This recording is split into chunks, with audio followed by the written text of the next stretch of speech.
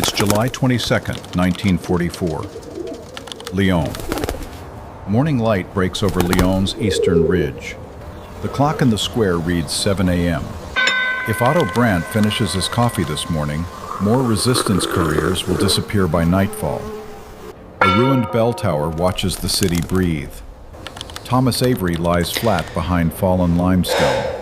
His cheek presses cold grit and powdered plaster. He keeps his eyes on the garden below. 290 meters east, Otto Brandt drinks coffee. He sits alone beneath trellis shade.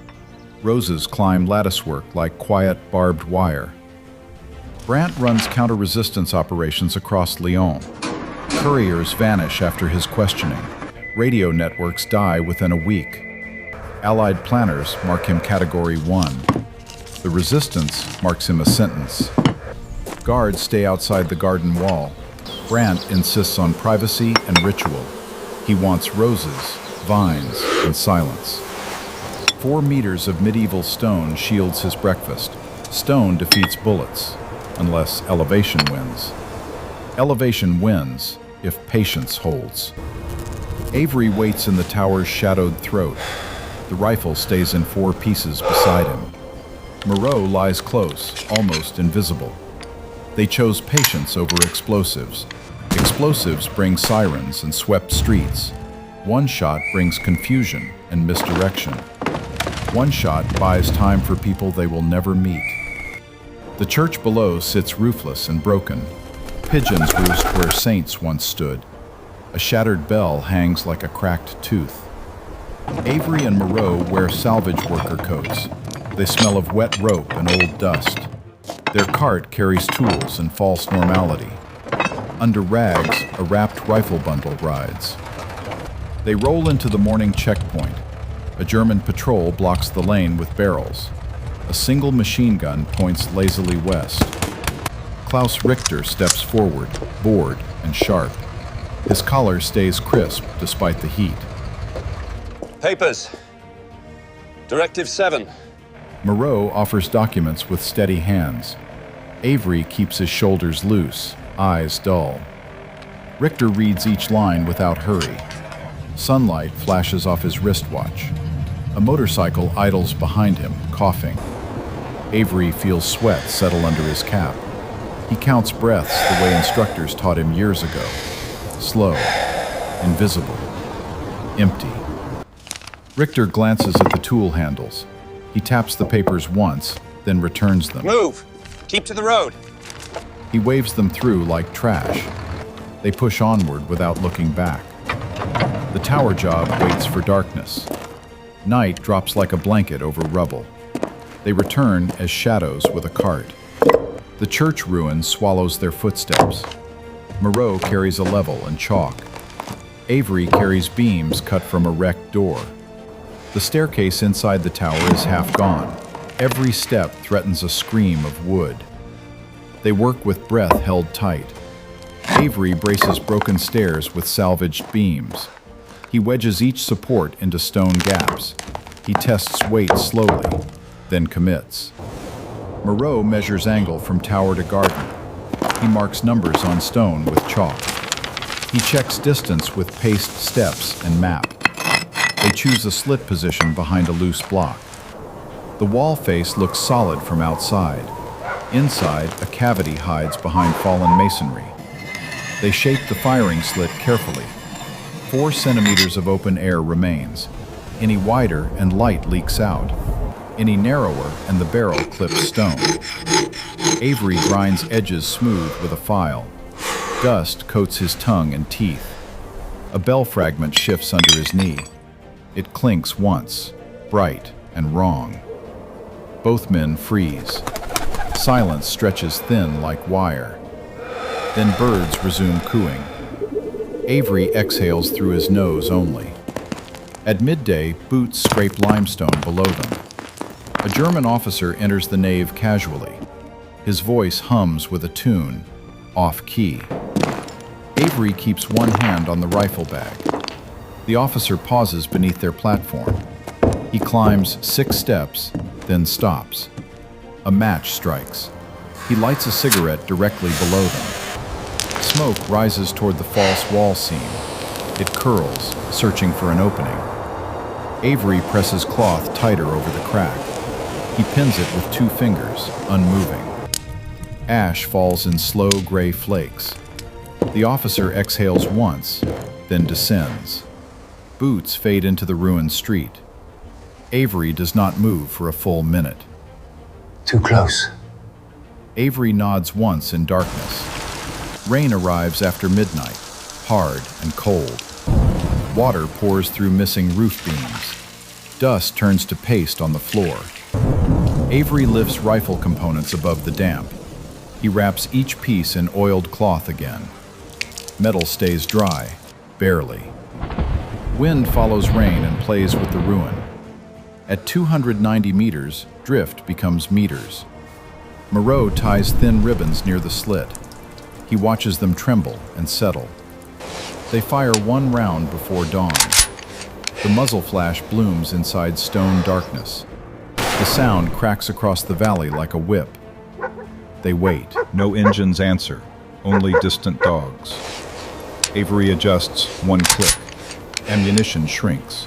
Options shrink with it. Dawn arrives breathless and pale. Mist lifts from rooftops like smoke. Moreau tracks the garden door through field glasses.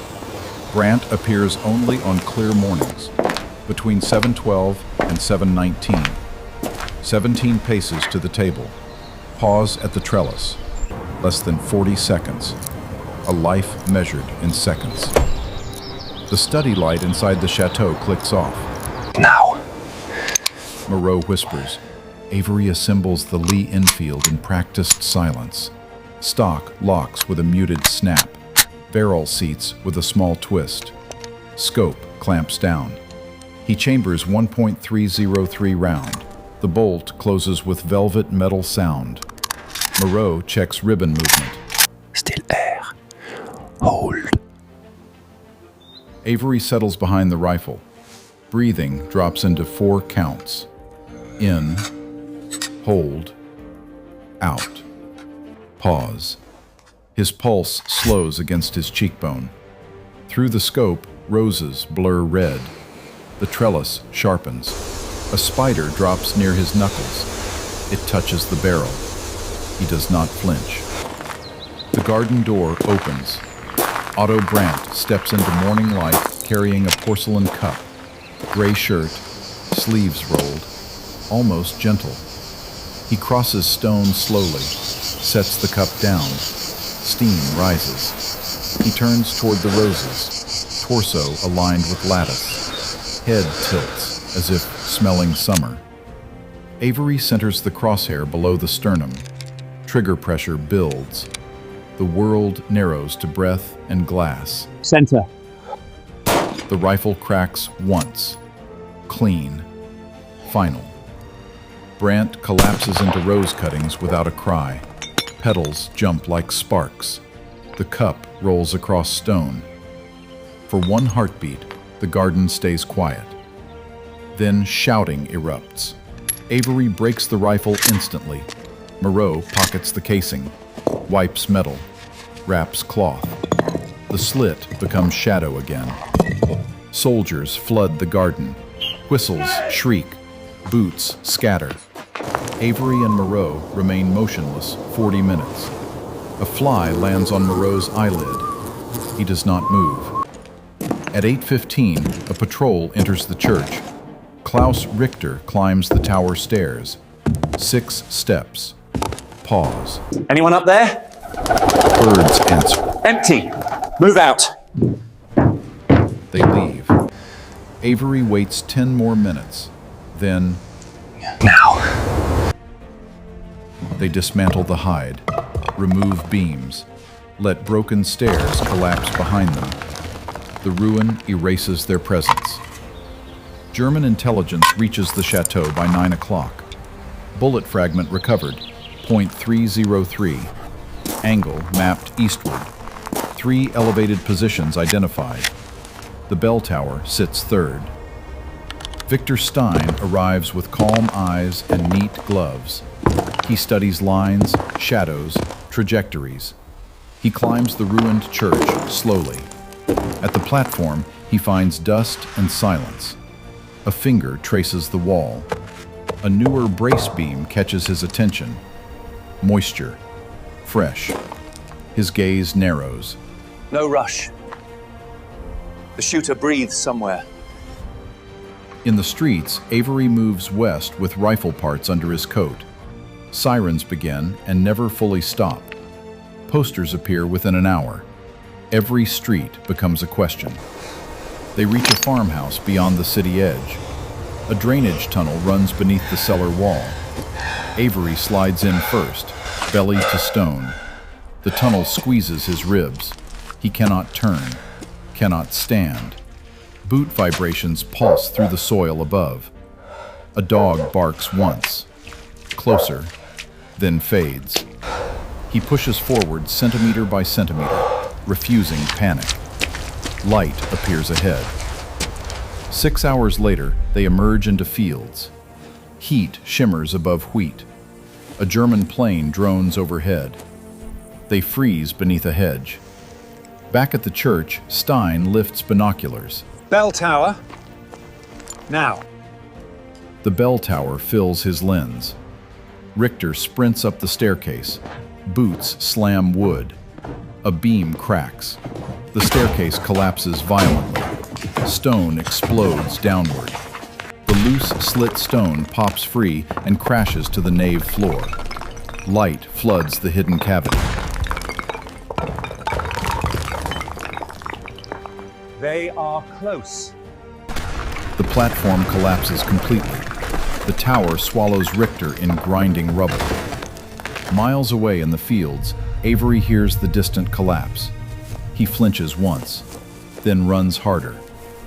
A German truck crests the road ahead, turning toward their hedgerow. Moreau locks eyes with him. No words needed. They dive together into the ditch. Boots hit the road. A rifle bolt snaps open.